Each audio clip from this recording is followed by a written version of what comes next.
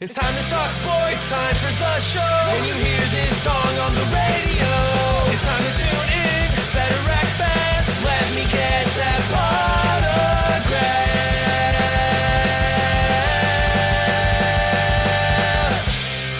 Potograph, Sports Talk Radio.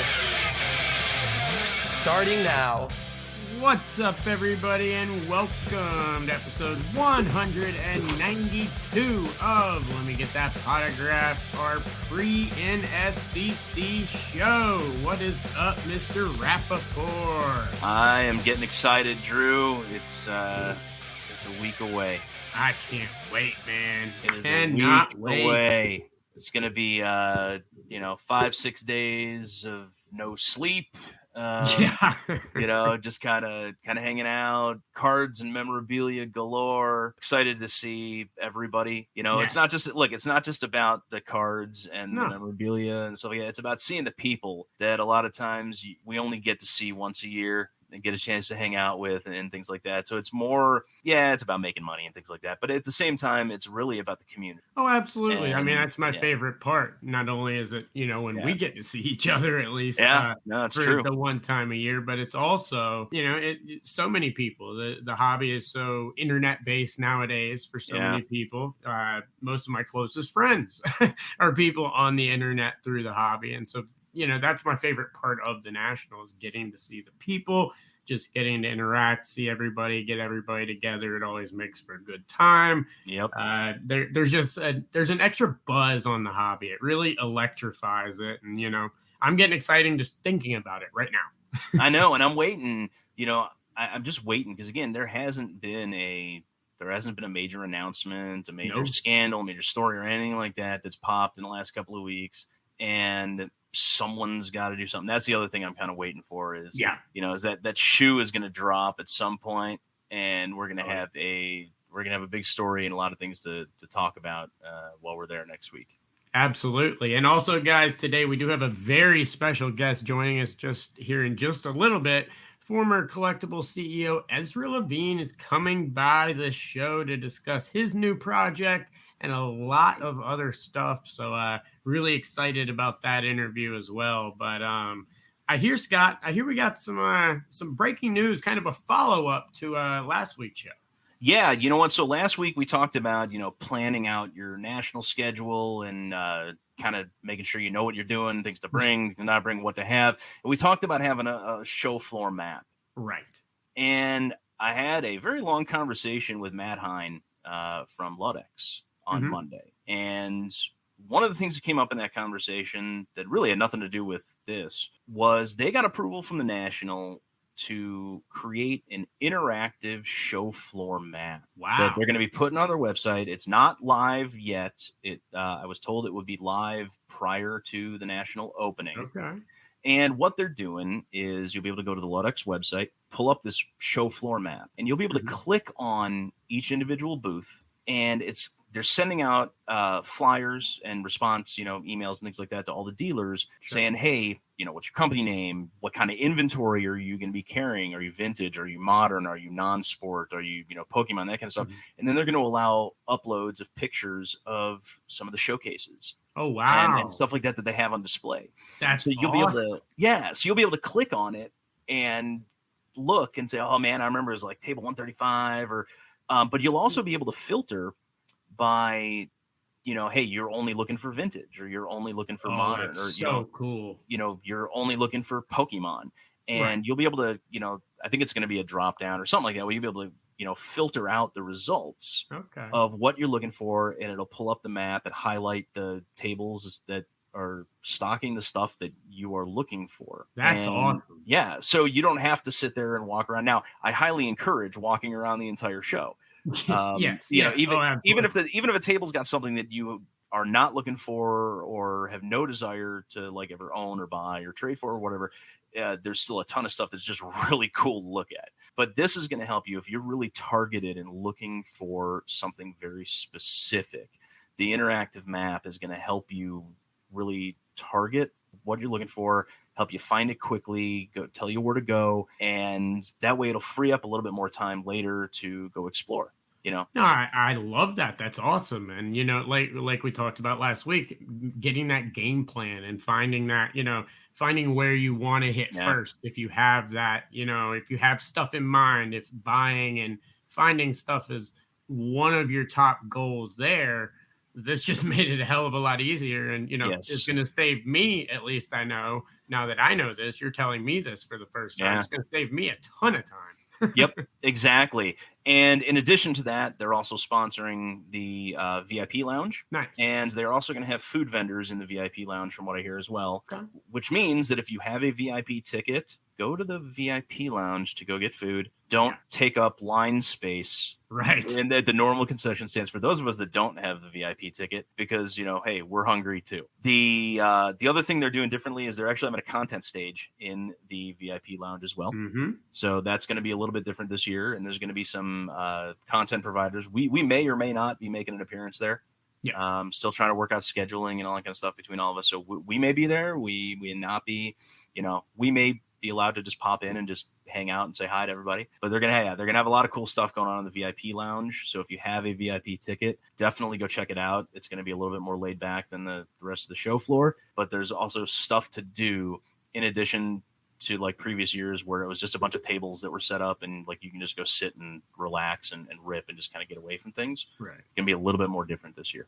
Nice. I love that. So for everyone that wants to check that out when it is launched, where would they be able to go to find that? Exactly? So eventually it's going to be at the Ludex website. Okay. So go check that out. And I do want to point out they are not a sponsor of ours. This is just me being really excited about them doing, something I think cool. it's awesome. That's really cool. And that's something that, I mean, if you take a look at the national floor map, especially now that the show is so much bigger. Yeah. It's an additional 200,000 square feet this year. Yeah, it's overwhelming to look at, even just to even begin to start. I mean, even trying to find your own table, if you're set up at a table, it took me like 30 minutes to find my number in the map because it's so big. So that's pretty awesome. And, good for Ludex and awesome for the National for thinking about stuff like that. Because like I said, and like we said last week, the easier that you can make it on where you want to go and the easier you can map out your attack strategy, the better time you're going to have at the National. Yeah, absolutely. So go check it out. It should be live before the show opens. Now that may be at like 3:00 Wednesday afternoon that it goes live, but it's, but it's going to be there. They're going to promote it. They're going to do a bunch of stuff with it. So keep an eye out for that. Awesome. And like Scott said, we may be doing some content in their VIP lounge. And if not, then we will be doing content all week long on socials. We'll have some live stuff. We'll, of course, have our recap videos. There will be a lot of content and interviews we'll be filming. Some live, some that'll come on the post-national episodes, some that'll come on some video. But one thing's for sure, we're going to have a ton of content out there for you guys. Yep. And I'm looking forward to it. You know what else I'm looking forward to, Drew? What's that? Redemption packs. Oh, every year I always, wind up buying something just so I can go get some of the redemption packs. There's some really cool stuff that comes out of them. Oh, hell yeah. Last year, out of the Panini packs, I pulled the Giannis 101 auto. There you go. Yeah. But I hear they're making some changes. Yeah, unfortunately, this year, you're not going to be able to do that. And this is something that we just found out about yesterday that I am incredibly disappointed at. And I want to point this out for those that don't know, as I haven't even seen it discussed much on social media. But one of the biggest draws of the weekend part of the National, not the beginning, but the last couple of days of the show, is post Panini party, the gold packs. Yep. Those are always something that, I mean, let's face it. Like I said, I pulled the Giannis 101. I hit a Trae Young 101. Tons of stuff. The Kyle Kuzma 101 auto. I've had great luck with those gold packs in the past. And they really provided a huge buzz for people that even if you couldn't attend the party, you still were able to rip them and have some fun at the National. Right. Well, this year, they've decided that they are mailing the packs out to everyone post-national. So there will not be gold packs on the floor this year. I think that is a massive mistake. That is ridiculous. Now, they're blaming it on increased theft, which I I don't really buy that, but I'll let them Increased. go Well, with it. hold on. Increased theft from where? That's my point. Hey, I'm just going by what they are saying. That's what they didn't give a detailed explanation. They just talked about how theft was a possibility. I don't know if they're meaning people trying to get multiple boxes at the party when they hand them out. Who knows what their actual Or reasoning is. wait. I just thought of something What? that is along those lines that may have something. Because again, they don't reveal the location of the party until like Right. a couple hours beforehand. Maybe they're doing this party somewhere on the south side of Chicago, or maybe on the west side. And maybe the theft that they're worried about is not from people at the party; it's people crashing the party. And maybe instead of the gold packs, maybe they're giving out like customized Panini Kevlar vests to all the people that attend. So I don't know. That could be it, but they're blaming it on that. But this is my issue with it. Okay, first of all, the ticket cost this year is over $12,000 to get into the party. And only last year it was around I believe 10,000. The year before around 8,500. The price has gone up incrementally every single year. And yes, it comes with some product and things like that, but not a ton. But the gold packs were the big thing. And what it did was it put the focus on Panini for the weekend. Those gold packs were the rage. Any booth that had them, you were going to sell them like hotcakes, no matter what. They were going to fly off the shelves, and people, I would estimate almost 80 to 90% of those packs are ripped on the national floor or at the national, either during the show or after the show. Now you're taking that away. Yep. You're charging more for the tickets. You don't get the gold packs to even open at the party, which is when a lot of people did it. Yeah. You don't get all of the attention that they would get. No. And there were a lot of cards that got pulled out of those gold packs that went straight to PSA, Beckett, to get graded right away, because there was some really solid stuff that's in those packs. Oh, absolutely. And I mean, it makes no sense to me, because if there's ever a time when Panini needs the spotlight shined on them, it's this year. Yeah. And now, I'm going to tell you right now, that's going to change the weekend outlook on everything in terms of, it completely takes them away. Now it's okay. Whatever, they have the party, yay. Now the silver packs and stuff, they'll probably be there. You'll probably still be able to get those, which they have some nice stuff in them and everything, but nothing like the gold packs. Those gold packs are absolutely loaded.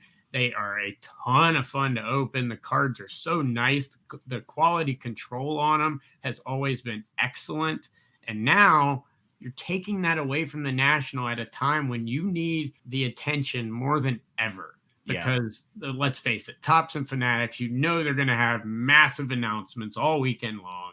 And the Panini party is that one time where the spotlight's on them instead of Fanatics and Topps. And now nothing. Like it's going to be the Panini party and then nothing. The gold packs were always a massive hit and something that really pushed everything along.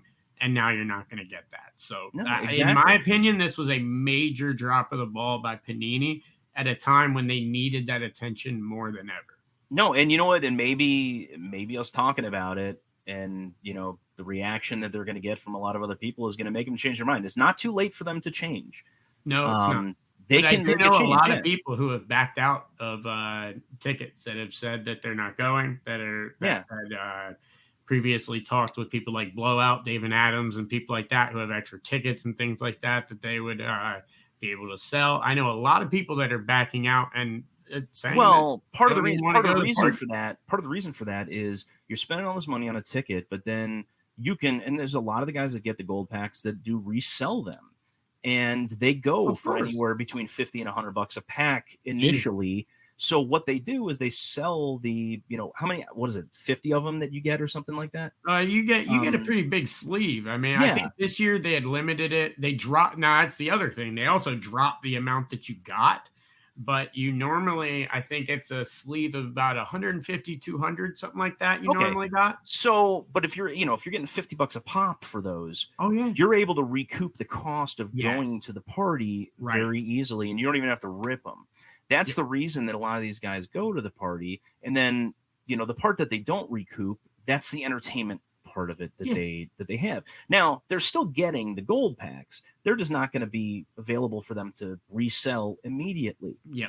So they're not going to make 75% of their ticket cost back within 24 hours by selling these packs. So that's the thing. But Panini's not the only one that's making changes. Topps is making a change too. Now this one's not quite as bad. Right. So Topps's redemption packs, they're always the Bowman, with the exception of 2021 with the COVID year, they're always the Bowman Chrome cards. You got prospects, veterans, autos, a ton of color.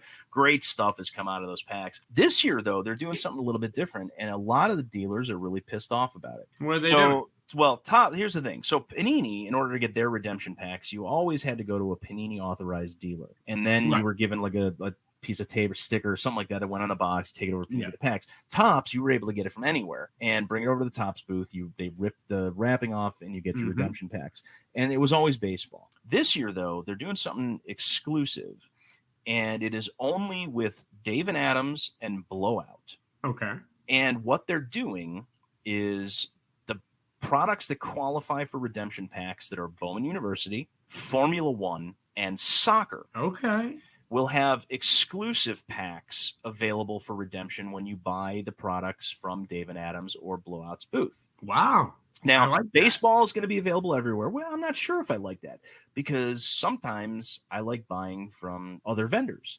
Well, and no, don't get me wrong. I don't have a problem with Blowout. I love Blowout. They're great people, but there are times where I don't want to buy it from them, mainly look, I can get a better price elsewhere, or this dealer over here is a client of mine, and I'd rather spend my money with someone you like buying from, exactly, someone you're used to buying from. So now, if I'm doing baseball, you'll be able to buy from anywhere and get the baseball packs, and I want the baseball packs, but at the same time, now what I don't know is, are these exclusive packs going to be soccer, Formula One, Bowman University? Right. Are they going to correspond to the products that you buy? Or is it going to be a mix? Like those packs will have cards from... I would love a mix. Those products. I'm not... Look, I'm not a big football guy, and there's a lot of Bowman U football that's out there. So I'd rather not... I'll do soccer, I'll do Formula One, fine. But if I had a mixed pack that is, loaded with, a bunch of Bowman U football in it, I'm not going to be as happy as if I were to get like an exclusive pack that's all Formula One or all soccer. Right. If they, I understand that. But now, because last year I bought a case of soccer and got the redemption packs for it, and it was the baseball, redemption packs like always, which is what I wanted. Now I was going to do the same thing this year because Topps Chrome Soccer's out. I was going to do a case of that and then go get the baseball redemption packs. But now it looks like I can't do that. So I'm going to have to change my strategy and figure out exactly what I want to do now. And I got a week to figure it out. Well, it's going to be interesting to see what they do. But a lot of changes with those. It's going to be interesting to see how those packs play out. That's something I was unaware of, but I like the idea. I think it's pretty cool, but like you said, there are times where I'd like to buy from other booths and stuff like that. And I'll tell you, there's a lot of dealers that are not Dave and Adams and Blowout that are really pissed off about this because it's going to hurt their ability to sell those products. Absolutely. So a couple updates there, guys, for you for the National. It seems the packs and the exclusives might be a little different this year at the National. But I guess we'll just have to wait till next week and see, man. Yeah, I'm excited. A lot of stuff going on. Same here. Yeah. All right. Well, guys, we will be right back after these messages. We got bills to pay, so we're going to pay them. But we'll be right back with Ezra. Welcome back, everybody. Now that the wallets are fat, it's time to get into the meat and potatoes of today's show. Joining us today, I'm very excited to have him here, is Mascot CEO Ezra Levine. You may know the name, previously the founder and CEO of Collectible as well. Yes. But Mascot is your new home. So welcome to the show, Ezra. Yes, welcome back. Thank you, Scott. Thank you, Drew. Glad to be here. So let's talk a little bit about what you got going on. Yeah. Got a lot going on. Yeah. So we launched a new product called Mascot. And I always feel the need to give credit where credit is due. So I'll give a quick little shout out to Dr. James Beckett. Dr. James Beckett actually came up with an acronym for Mascot, which was not the original intention, but we love it. So we're going to steal it. Mascot stands for Multi-Asset Sales Channel Optimization Technology. Really what that is, there's two primary components to Mascot. The first is a really great inventory management program for collectibles. Right now, it's available for graded sports cards, for non-sports cards, so any entertainment cards, culture cards, you name it, TCG, graded comics, and any raw, sort of items of any of the categories that I just mentioned. So we've partnered directly with all the grading companies. You can essentially upload your collection incredibly seamlessly. If you have just the serial numbers, pop them in, all the metadata will populate to create a really great listing or just keep track of all your inventory directly. You can upload spreadsheets.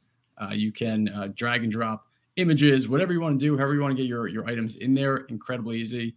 We've had people upload over 1,000 items onto the platform, and it takes literally a minute. So your entire collection will be kind of sunk up to Mascot and displayed beautifully, categorized, search, filter, you name it, all within about 1 minute's time. It's really cool. The other aspect of Mascot, which is we're really excited about and think has a real chance to kind of revolutionize how people sell in this industry. Selling, I think people would recognize as a real pain point. There's some pretty cool stats in this. There are about 10 times as many buyers as sellers. And one of the theories for why that could be is that selling is clunky. Selling is hard. It is a pain in the butt to create listings. So what we've done is essentially created a tool that makes listings not just on one marketplace, but on multiple marketplaces simultaneously, incredibly simple.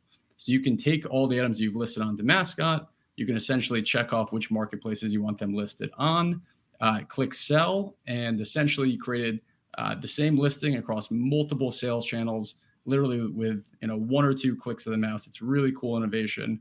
As of now, right now, we're partnered with eBay, MySlabs. We have a Shopify integration, which allows you to list it on Amazon, pretty much any social media platform, Instagram, Facebook, you name it. We've got other great partnerships, other sales channels coming online. So it's a really cool tool, and it's dramatically sped up, how quickly you can get items onto marketplaces. All right. So something you mentioned, I got a question on this one. And this is me getting into the functionality details, meat and potatoes, geeking out, over the technology stuff here. So you mean to tell me that if I have a stack of slabbed cards, all I need to do is type in the serial number from those slabs, and it will populate the data from the pop report, database, that it's tied to with each individual grader that you guys are partnered with? You got it. So yeah, we've worked directly with PSA, SGC, Beckett, CGC, and TAG. So if it's one of those 5 different grading companies, all you need to do is either enter in the serial number and all the data to the extent the data is available. Some of these grading companies don't store images. Right. Images may not pop up, but any data that the grading companies keep and save will immediately populate onto Mascot. It's unbelievably cool. All right. It's actually very, very easy. When I spoke with you when we were setting up this interview, I started jumping on the Mascot and checking it out, putting some of my stuff up, and it is as easy as you said.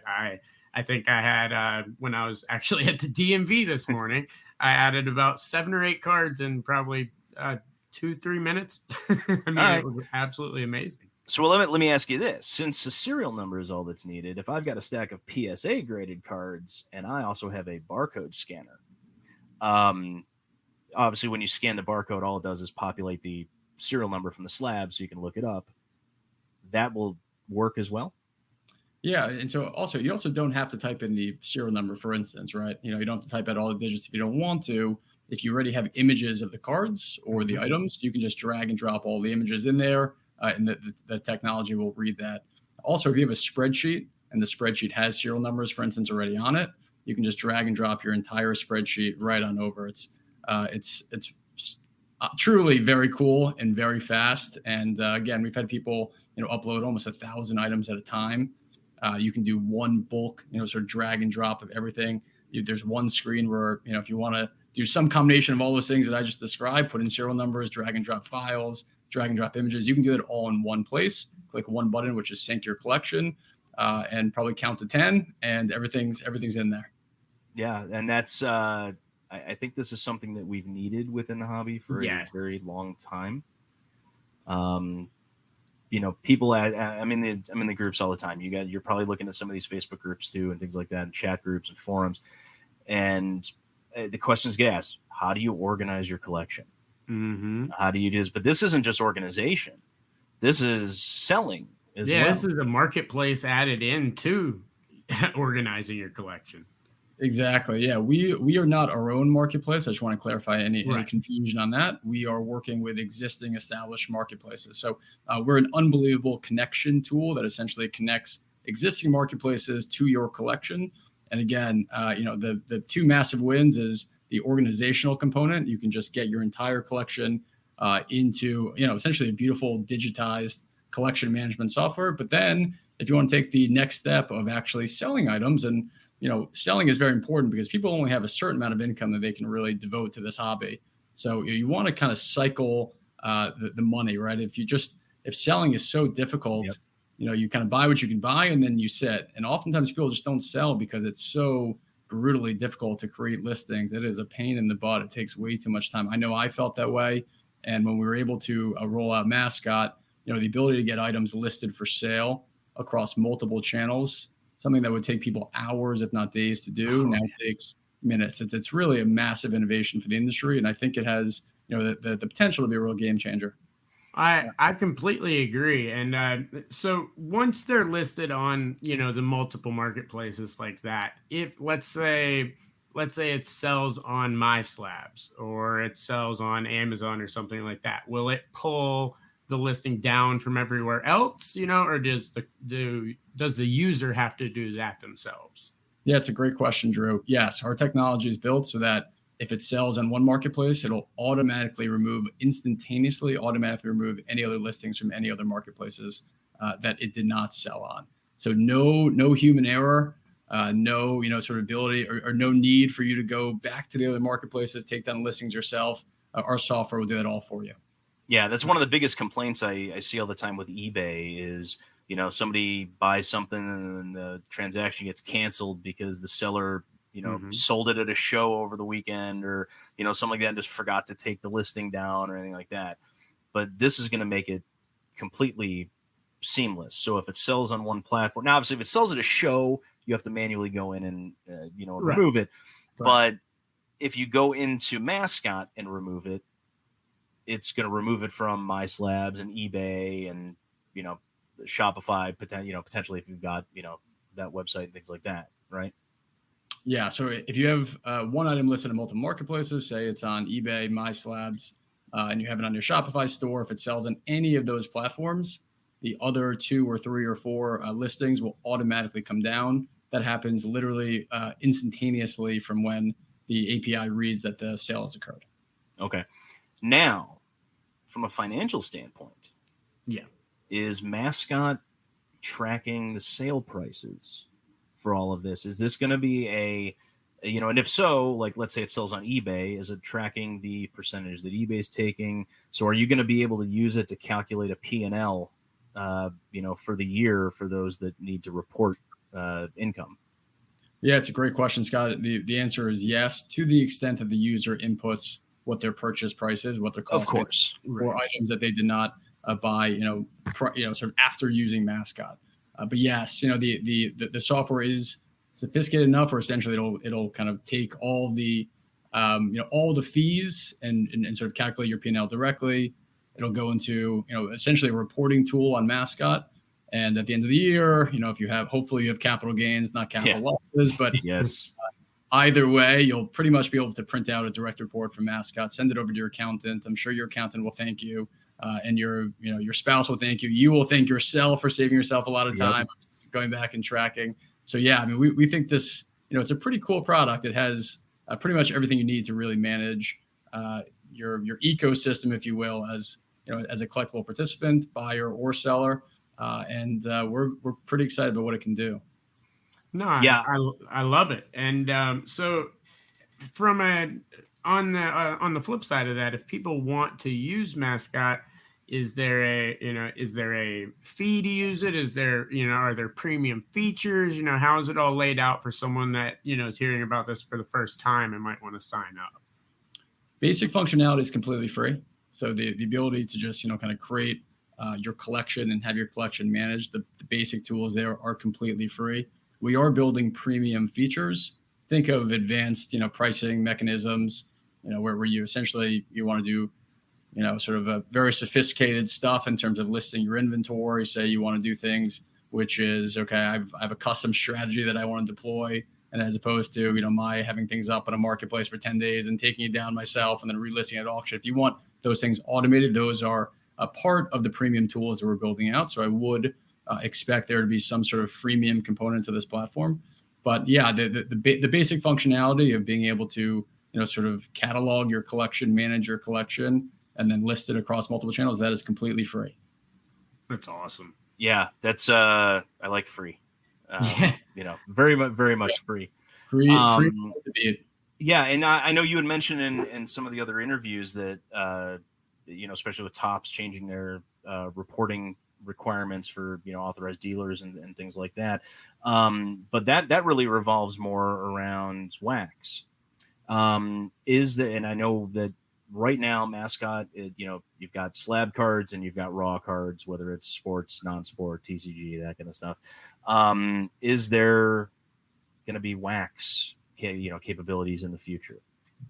Certainly, yeah. Wax is, I would say, number one target for expansion after the national for exactly that reason. I mean, there's so many people who've reached out saying we love wax being the platform, whether you're a distributor, whether you're a hobby shop. Certainly, the requirements from Fanatics have made it such where people need to track their inventory in more elegant ways, and they need to understand, who they're selling to and purchase prices and all that engagement, all that good stuff. Mascot can do a lot of that for you. So wax is something that is firmly on our radar. We're already, in discussions around, pricing providers as well. So you'll be able to not only kind of upload your wax to the system, but you'll also be able to see, kind of in real time what that wax could be worth, which will also give you context prices in terms of, all right, here's where I should be listing it for sale, either on a Shopify store or any of the marketplaces that we have enabled. Yeah, so it's basically gonna scrape comps from like eBay and or check to see what Blowout or David Adams or Steel City or Chicagoland are selling them for, on their websites, to give you a relative idea as to what they're going for, or actually even what Fanatics is selling it for on their website, because they're going to be selling the same stuff too.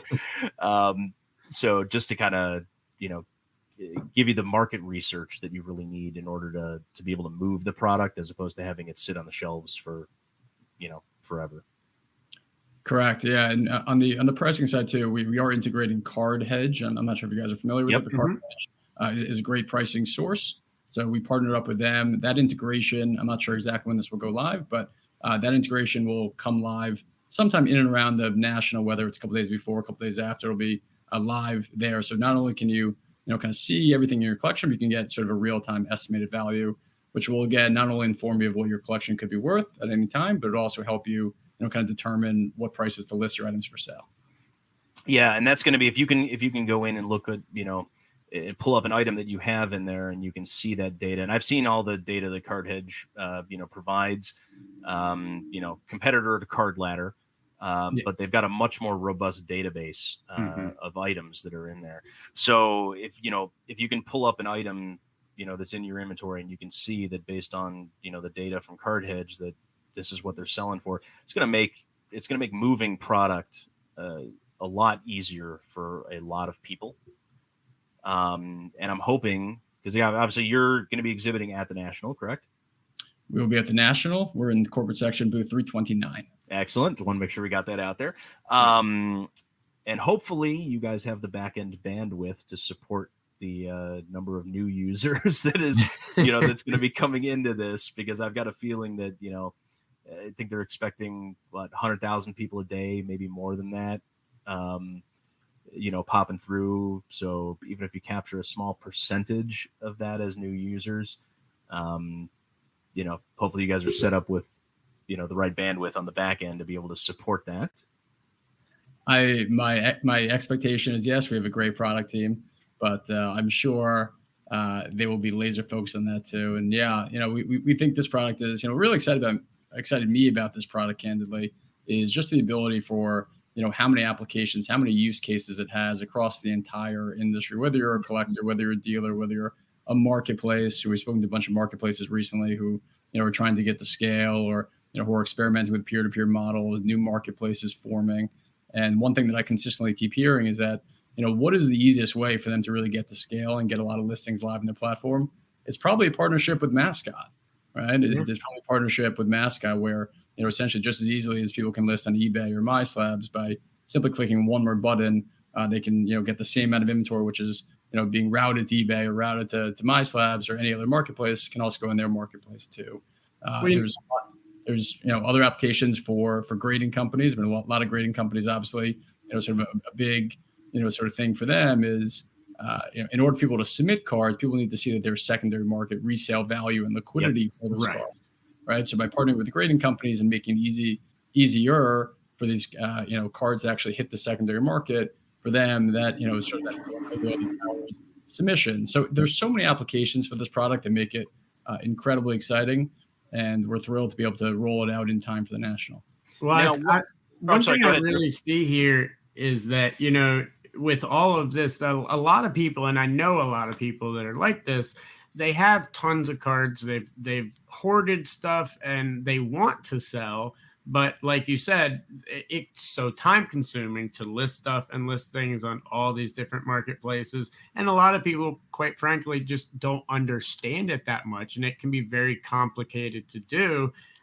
From the looks of it, this looks like this is going to be drawing in a lot more people and probably push a lot of people to actually start selling that normally would not be selling, because you've simplified it so much and given them such an expansive reach on it. Yeah, Drew, I think that's a great point. Everyone only has a certain amount of time in their day. Time is probably the most scarce resource for everybody. And money is oftentimes the most scarce resource for a lot of people. And so this really certainly saves people time, and probably just by making it easier and reducing the frictions of actually listing things for sale, will kind of free up some budget to hopefully be reallocated and can kind of redeployed back into the market. All right. So let me ask you this. So there's a lot of active eBay sellers out there. I'm one of them that have a massive amount of inventory that is already listed on the platform. So I know that if I were to have listed it in Mascot, that it transfers over to eBay or MySlabs, any other platforms. Is the reverse also possible as well, where Mascot will take my existing eBay inventory and move it into that platform? That's another great question. Yes. We built a tool which essentially can import inventory straight from right now eBay and MySlabs, and essentially drop it right back down into Mascot. So then if you have your inventory ready listed on eBay, for instance, eBay is obviously a great platform. It gets a ton of eyeballs. But if you want to maximize even a larger reach and go list these items for sale on MySlabs to capture potentially some different users, you could simply import your inventory from eBay. So it'll drop down to Mascot, and then just sort of integrate your MySlabs account. Boom, click MySlabs, and now you've essentially created a multi-sales channel listing. You have inventory that's on eBay that is also now on MySlabs, which could also be on Shopify, which could also be on Amazon, which could also be on Facebook, which could also be on Instagram, which could also be on Twitter. List could go on and on. And as you play this out in your head, you can imagine all different types of marketplaces that will also come on board. So that list of marketplaces will continue to expand. You got me. Yeah, I know. You got me. Old. I mean, that's I can't see. Honestly, I spend a lot of time getting stuff listed, for sale, and mostly eBay and things like that. But I think going forward, it's gonna be Mascot. Just because of the flexibility and the ability to to list in multiple places at the same time, and the tracking and things like that. It's very rare that I can sit through a conversation with somebody about a brand new product that's there, and it's like immediately I want it. Right. I want this. This is going to be the platform going forward. I love it. I can't find any holes. No. I can't find any gotcha questions. And normally I'm that guy. I'm going to come up and I'm going to, hit you with the hard stuff. And as far as Mascot is concerned, I got nothing. I like that. Yeah, but I think one other thing to point out too is that while Mascot is revolutionary and certainly sort of a new concept for the industry, this is not a new concept in other markets as well. I mean, take secondary market places of tickets, right? So if you have, I don't know where you guys are located. I see a Carolina Panthers logo in back. So if you have tickets to the Carolina Panthers game for opening day and for whatever reason you can't attend, you have a couple of different approaches. One is you could pick a marketplace called Vivid Seats or StubHub and just list it directly there. But there also are tools available within secondary market of tickets that would allow you to essentially blast the same tickets out to 12 different marketplaces. So you could have it on, on StubHub, SeatGeek, Vivid, Ticketmaster, TickPick, you name it, right? All the other ticket places there too. And that's a model that's been tried and true. That's been going on for years and years and years. Not to sound too financially wonky, but similar things exist in the financial markets. You could route it, to many different brokers all at the same time. This exists in secondary market of reselling of goods. So this is, while a very new and exciting concept within collectibles, and certainly we're very proud to bring this innovation to the market. It is a model that's been tried and tested and true across other industries as well. Well, but let me ask you this then. So if it's been tested and successful in other markets, and especially, there's a lot of parallels between the collectibles market and standard straight up financial investing. Yeah. And if it's been in that industry for a long time and it's worked and it's, it's one of those, like you said, tried and true things, then why is it taking so long for somebody to adapt it to the collectibles market?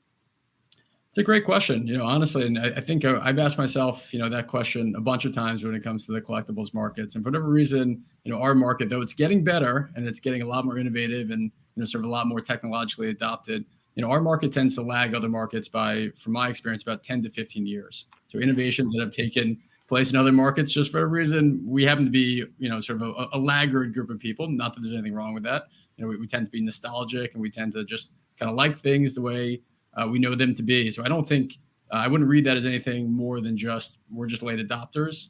But I think once people understand it and once they get it and once they see it, they see how easy it is, they see how fast it is, they see there's really no downside to it whatsoever. I think people are going to catch on pretty quickly.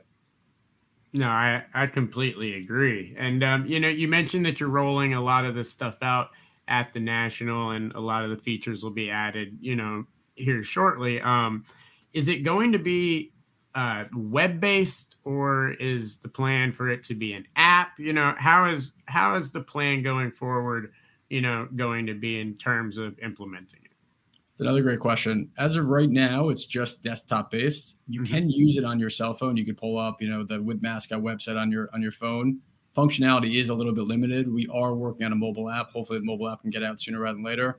Obviously, when people go to these shows, a lot of it, all of it is mobile based. So we are working hard on a mobile app. Nice. Now, are there plans in the future? Because I'll use COMC as kind of the baseline example. If you have a COMC account and cards up on their platform, you can also list them on eBay and so forth.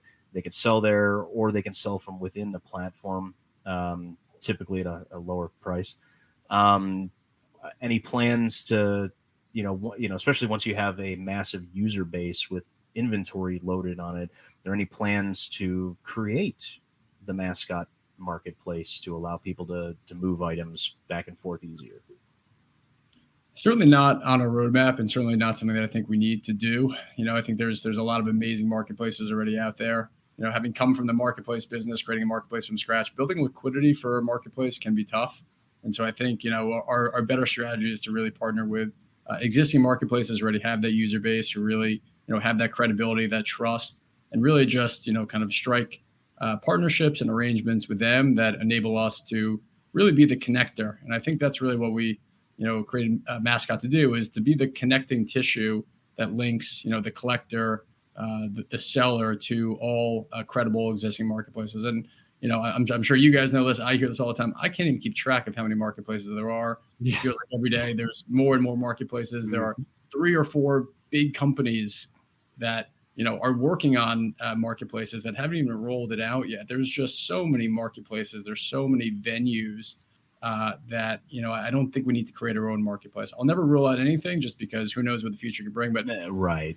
Absolutely not our intention to create our own marketplace. I would kind of lean towards that not being a great strategy. What I'd also say too is, I think a lot's been noted just about how inefficient our market is. Right, so you could have the same card could sell for vastly different prices on one marketplace versus the other, and that's really probably a function of right item but wrong marketplace, wrong venue, and it doesn't really make a lot of sense. It really doesn't make sense why things should just be on one marketplace when it could be on multiple marketplaces, thus attracting a larger group of people, hopefully getting items moving faster, and maybe even selling for higher prices, just dependent on where it's selling. So I think this product could really do a lot for just the overall efficiency and liquidity of all the marketplaces out there in our neck of the woods. All right. Now you brought up liquidity. We talked about financial markets.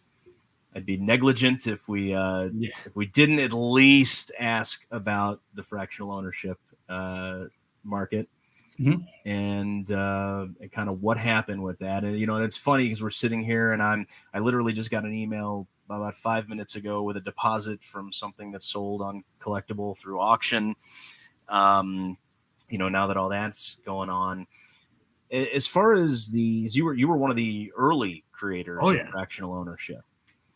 And, obviously that's a little bit different than other types of collectibles. You're dealing with the Securities and Exchange Commission. It is a true, financial investment. But it all kind of collapsed. And I'm not just talking about collectible. I'm talking about, alt and, the other, dibs and stuff like that. So what, now that you've been out of that for a while and you're not looking from within, what went wrong? Great question. Well, for one, I'll say I'm very proud of the work we did at Collectible. I think we had a lot of success. $55 million of securitized transactions, over 100,000 users. Really, I think laid a cool foundation for what I think fractional can be. I think by and large, fractional can work. It really can work. I think there's so many things about the timing of the launch of fractional when it really came to light. And I think this is true of other companies that took a little bit more of a financial bent. A lot of this really starting to happen, in late 2020, early 2021. Yeah, prices were certainly high, and some would argue unreasonable, and some would say a bubble.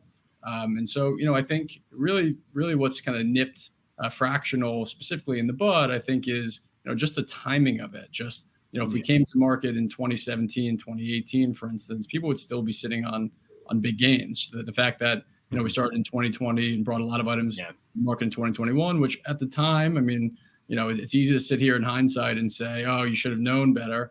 But I think I've spoken to pretty much everyone, any collector, and everyone's made stupid purchases or bought things at prices that were elevated back in 2020, 21, 2020, early 22.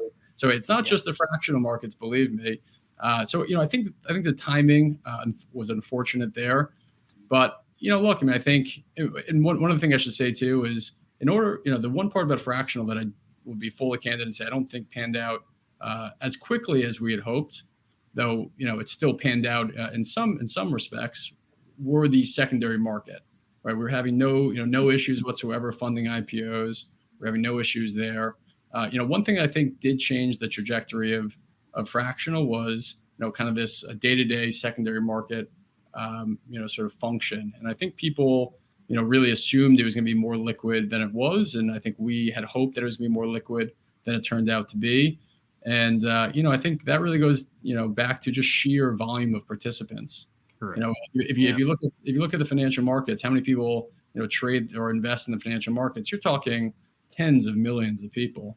Within fractionalized collectibles, you might be talking thousands, right? And of those thousands of people, how many of them are actively trading the markets. And so sometimes when you have these very thinly traded markets, one person selling 5 shares of a $5 collectible can make these mark to market kind of movements feel a lot worse. But look, I mean, obviously, I don't think I'm sitting here and saying anything that's not obvious. The market's corrected quite a bit. I mean, we had a lot of great success on vintage items. I can point to numerous record transactions on the vintage side. On the modern side, things really fell out of bed. And fractional wasn't creating that market. Fractional was sort of a byproduct of that market. So again, I'm proud of what we accomplished. Obviously, I wish I sort of left collectible more like Barry Sanders, where I was walking out on top, versus where I decided to leave. But ultimately, I got very excited about Mascot. I saw the massive potential. I saw just how many applications there were. And so I at that point I said, I think this is a better opportunity for me. I do think fractional is going to have a real place in this industry going forward.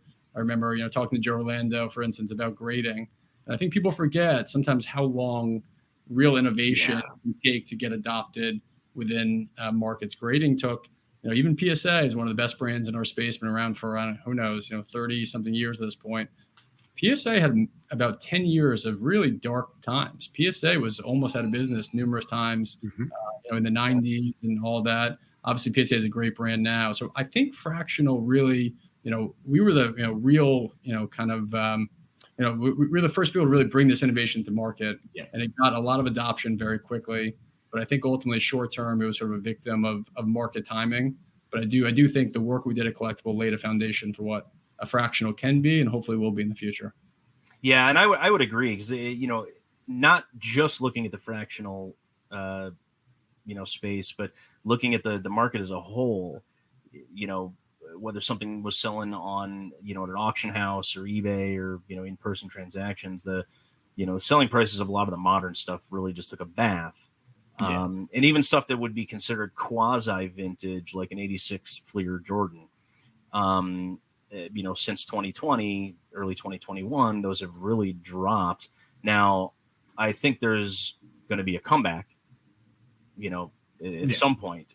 I don't think it was a bubble. I think it was just a correction, because I think things grew too quickly.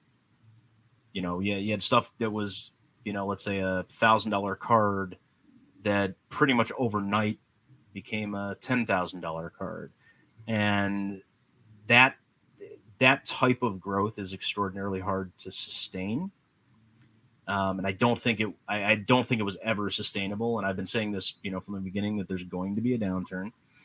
I didn't know what the ramifications of it were going to be. I didn't realize it was going to take out an entire section of the industry. But it's going to come back. Yeah. It's just a matter of how long is it going to take. Right. And look, I mean, on the pricing side, I'll say two things. One is that, certainly kind of the trajectory of where we were then versus where we are now has been sort of a big, sort of slope up and then kind of a fast crash down. But when you zoom out a little bit and say, all right, where was the Michael Jordan PSA 10 Fleer 86 card, for instance, trading, in 2019, $40,000, give or take, in that range. Yeah. Whereas now, 150, 160,000 as of this recording. I mean, you're still talking a 4x within a matter of 4 years. You would take those returns anywhere, right? I mean, you look at a 52, mantle, call it an 8. You can take, almost any grade. 52 tops mantle, that was roughly around the $400,000 card back in 2019, 2020. Whereas now, $1 million, $1.1 million, $1.2 million. So that's a 2.5 bagger, 3 bagger in 3-4 years. You take those, those returns. You look at Wagner, you look at memorabilia has skyrocketed too. So it's really been mostly on the modern side where things got, really, really out of hand. Other thing I would say too is, I've heard a lot of comments around, kind of fractional IPO values and being inflated and having bad, sort of bad performance. But I'd also point out there is that it's not unique to fractional collectibles, right? You look at, the performance of IPOs in the public markets during that same time period. I don't think people really realize this. Since 2020, and it was a great stat by I think it was the Wall Street Journal put this out recently. Since 2020, 80% of companies that have gone public since early 2020, 80% of them are down since IPO price. with an average return of down 49%. Wow. Which is almost identical to the performance of the fractional collectibles markets. So, these are not, issues that are specific to fractional, to the fractionalization of collectibles. These are macro issues. And I think, when you look at collectible, for instance, and I won't, specifically name other companies, but collectible worked, and everyone has gotten paid. Anyone who put in money, their investments were safe. People are not getting, locked out of their accounts. People are getting, just the returns given, the time period in which we're operating there. Sometimes, the returns were suboptimal if you bought the wrong things. But if you bought, the Mantles, you bought, the Chamberlains, I mean, people did well. And so I think, the issues with collectible were not, collectible issues necessarily. They were market issues. Yeah. And the reason I got involved with collectible was because of the Sporting News Babe Ruth. Yep. I think it was an SGC3 or something like that, that you guys brought on. And that was the, at the time you guys launched that, I was doing a lot of stuff, with SGC, and, I got a chance to, get a peek at I didn't hold it in person or anything. Actually, I did it the national last year, but I didn't get a chance, didn't see it before it was graded or anything like that. But, I knew that it was coming, and that's what kind of drew it to me. And the next thing you know, I'm like buying, shares in Kobe Game Used shoes. And, I think there was a 54 Tops, Willie Mays or something, something like that. Or Hank Aaron, or, it's like, I'm buying all the shares and all these weird stuff. It's like, what the hell am I doing? And I knew, look, I didn't throw a ton of money at it. I treated it like I treated a day at the casino. I didn't throw it, or like I treat crypto, where I didn't put in anything that I couldn't afford to lose. Right. Try it out, see what happens. And then, I did really well with the Babe Ruth. Other stuff, not so much, but it's, like I said, it was an experience. It was something that, I've been involved in normal financial markets for years.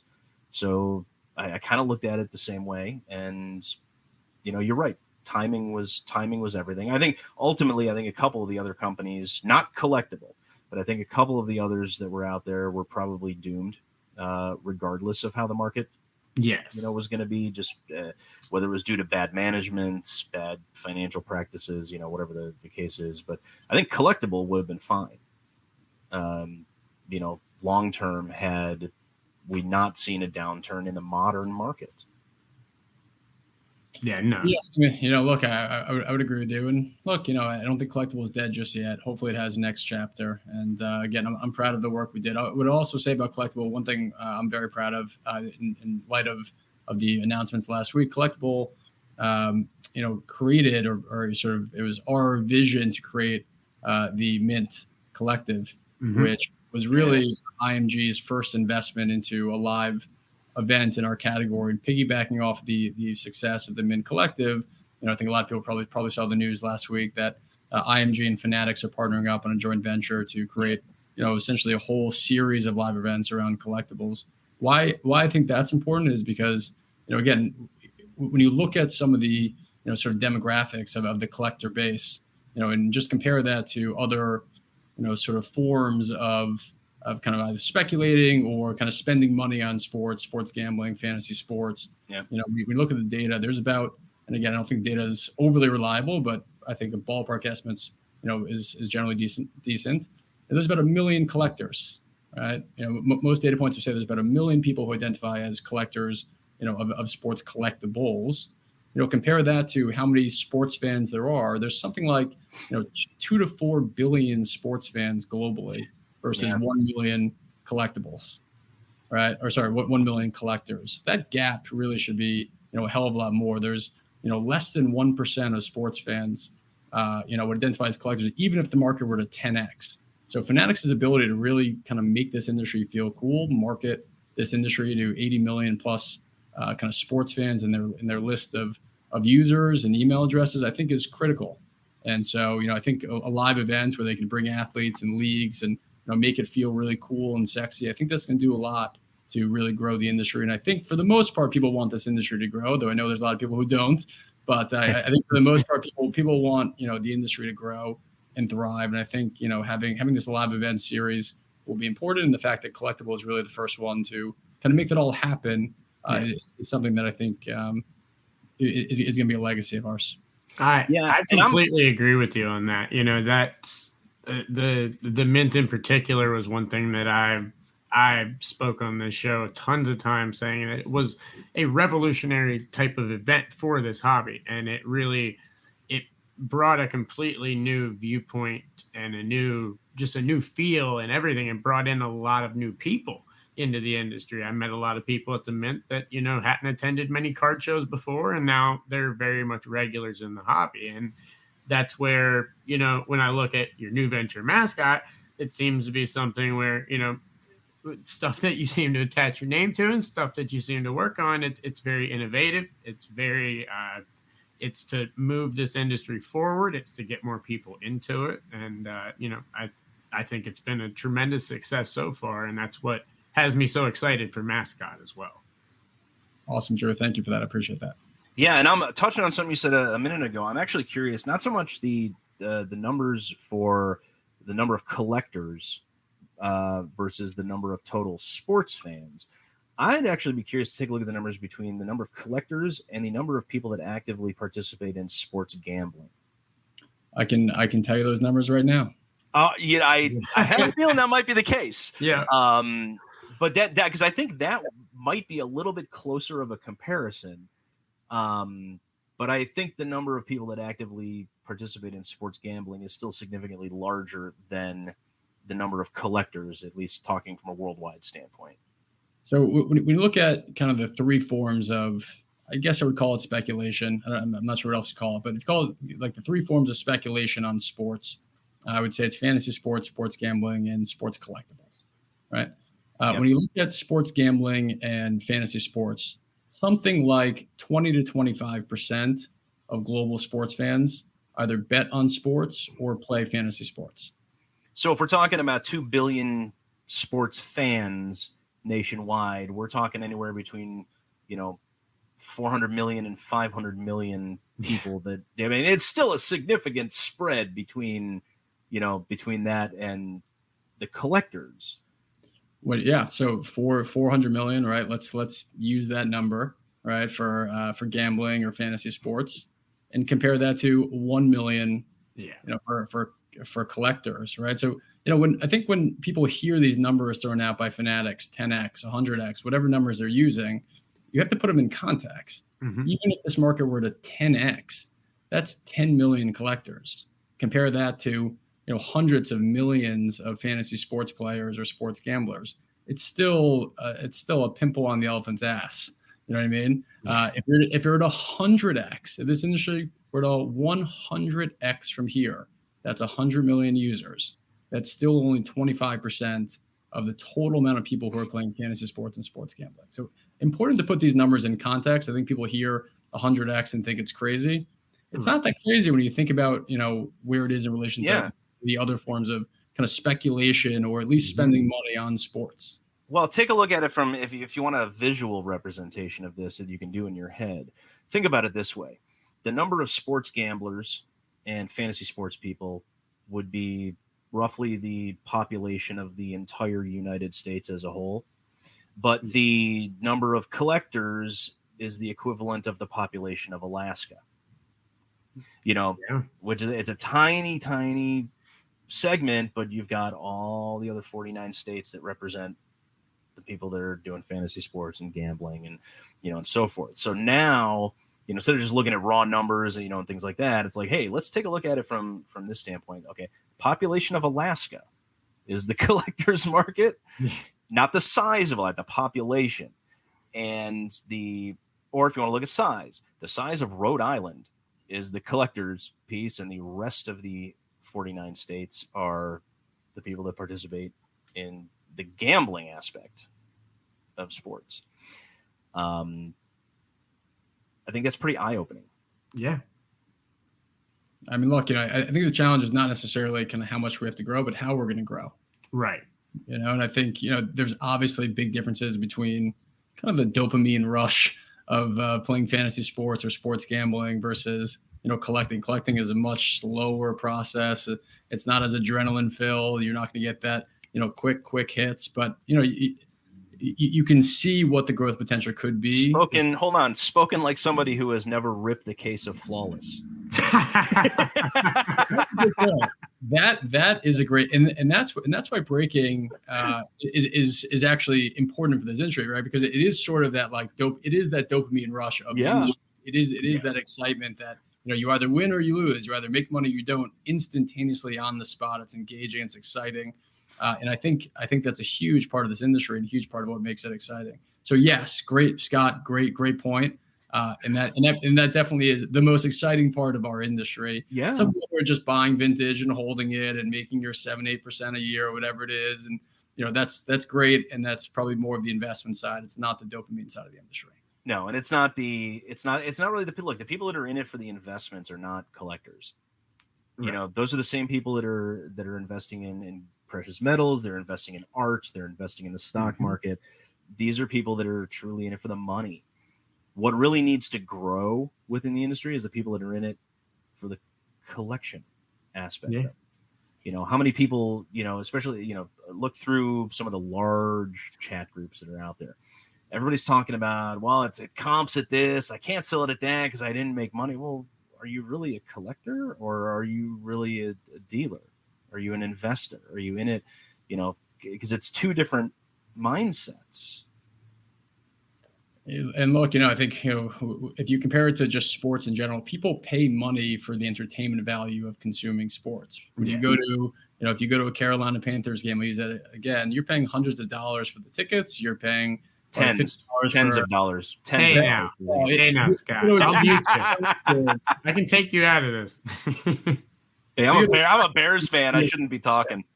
But yeah, people are used to spending money on sports purely for entertainment value with no expectation of making money. Right. Yeah. People buy, sports jerseys, they buy apparel, they buy foam fingers, they buy, you name it, they'll buy it for some association with sports. You don't buy a foam finger with the expectation of selling that foam finger for more money 2 weeks down the line, right? But people do look at trading cards that way. And, I think it's okay if people don't always make money on a trading card, because look, you can kind of think of it as entertainment value. You bought that card, you had a really cool, thing that kind of represented your fandom. And all right, if you lose a couple bucks here and there, it's not the end of the world, right? So yeah, I think people are going to start to think about these things in different ways. And again, I just, when I hear these numbers, people are really questioning, how is the industry going to grow 10x? How are we going to grow 100x? Well, put this in context. It would still be very small compared to other ways that people spend money on sports. And I think, it's up to the industry and, leaders within it and content creators within it and, the whole host of people within it to, kind of make this industry feel exciting and be welcoming and, be something people want to participate in. Well, and another thing, when we're talking about collectors and specifically collectors, one of the things is a lot of them are, they have that fixed amount of income that they can spend. They have a budget and, they might not be able to do much more. Well, circling back again to Mascot, you're giving collectors a chance to be able to easier move some of the stuff that they may not want. Because let's be honest, every collector that identifies, let's say, not as an investor, but as a strictly collector, they don't want every card they pull. They collect certain things, but with Mascot, you're giving them now an outlet to where it's a lot easier for them to get rid of the stuff they don't want, which will give them more money to put into the stuff that they do want, which hopefully, can help build that industry bigger and help the collector base also, sustain and maybe have a bigger budget to get into things. I don't think I'm able to say that better than you did. I think that's absolutely spot on. Absolutely spot on. Nice. So a couple more things before we let you go. I know you've got a busy day and everything. So with Mascot, what do you guys have planned at the National? You said you were set up in the corporate area. What are you guys going to be doing there and everything? Yeah, so we have a booth in the corporate section. We'll be doing a lot of demos. We'll be showcasing the product. It's really one of those products where when you see it and you kind of see how fast it is and you see, I keep using the word magic. It feels a little, sort of trite to say it, but for me, it actually felt pretty magical when I first saw it. The ability to just take a whole bunch of data and drop it in, and boom, it spits out everything you need to spit out, and then boom, you click one button, and and it's listed on different channels, there is magic to that, in my opinion. So when we want to showcase this product, we want people to see it. We want people to understand it. And so I think that's the biggest thing for us, is just the awareness of it. People to come over, check it out, see how the software works, see how easy it is to use. So we'll be focused on that. We have a lot of other meetings with potential partners and sales channels and grading companies and dealers, you name it. So a lot of meetings lined up. We'll be sponsoring a couple of events in the evenings, just for some social time and some fun. But it's gonna be a lot of floor time and really just getting the word out. Nice. So for anyone that is interested, let them know where they can find Mascot, where they can look into it and everything like that as well. Website www.withmascot.com. On all social media platforms, we're at With Mascots. And again, if you're gonna be at the National, stop by our booth 329. Nice. Well, Ezra, thank you so much for coming on the show. I know you've been on a couple of times before. It's always a pleasure to have you on. And like I said before, everything that one thing I love about you in particular is you're always looking to help innovate and grow this hobby. You're truly in it to help build something different that helps the industry and helps move it forward. And I really think you've got something very special with this, especially, we had a conversation a couple months ago. You laid out kind of the bare bones idea of it to me. And then as I see it starting to grow, and then as I actually started to use it, I really think this is truly going to be one of those game changers in the hobby. And, I'm very, very much looking forward to it. So good luck on everything, of course, but it's always a pleasure to have you on, and I'm excited to see what happens. Well, thanks, Drew. That is awesome for you to say. And certainly, I think, whether it was collectible, whether it was Mascot, I've always just tried to kind of move the ball forward for the industry. Things don't always, end as you dream them to be, but I'm a permabull when it comes to sports collectibles. I'm a very big believer in this industry, and not just sports collectibles, all type of collectibles. And so I've always found it fun to, just build tools and technologies to help advance the ball forward. So excited about Mascot. I agree with you. I think Mascot has immense potential, and, we're really excited about it.